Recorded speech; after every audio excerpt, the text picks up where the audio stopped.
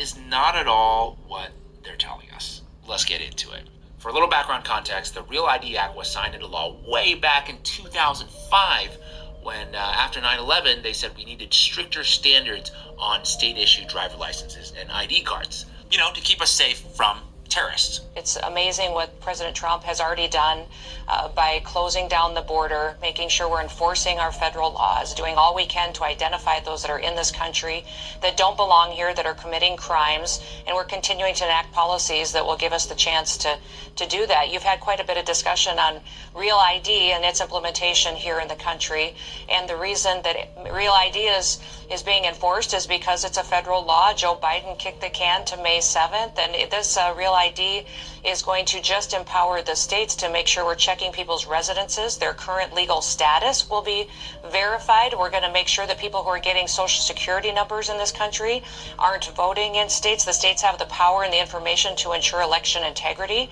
And here at the federal level, that information is not going to be any biometric information. It'll just allow people to get an ID that they should be on our planes. They should be people that are United States residencies, and that legal status will be checked. So it'll allow us to get more information to states so that they're making sure that they're protecting their election laws as well. So, yes, the government tells us, in this case it's Kristi Noem, that we need these Real IDs to know who's flying on our planes and who's voting in our elections. But that, my friends, is a hoodwink, and I'm glad we have at least one person in Congress who realizes this. Representative Thomas Massie recently tweeted, quote, "Real ID isn't needed and won't stop terrorists from hijacking planes.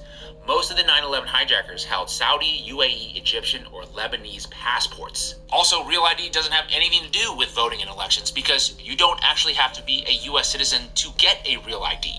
Okay, DACA, TPS, and foreign workers on temporary work visas all qualify for Real ID. So if Real ID doesn't help safety, it doesn't improve election integrity, it doesn't secure our country, what is the point of Real ID? Because just thinking out loud here, it sounds an awful lot like papers. Like governments past and present. Who can go where? Who are the good people? Who are the bad people? Who has spoken out against the government? Or more accurately today, who has spoken out against other governments? Back in 2005, when the law first passed, the ACLU said this, quote, "By centralizing our personal information into one giant data repository, the logical extension of a standardized driver's license, the Real ID Act presents many of the same privacy dilemmas as the Patriot Act. Both make it easier for the government to find out about you, your medical information, what you read, who you see, without evidence that you're up to no good." I'm going to pull up Massey's tweet again and read the last line. He says, quote, "Real ID is a national standard and database of IDs that is primarily a tool for control of Americans." That's certainly what I think. Let me know what your thoughts are.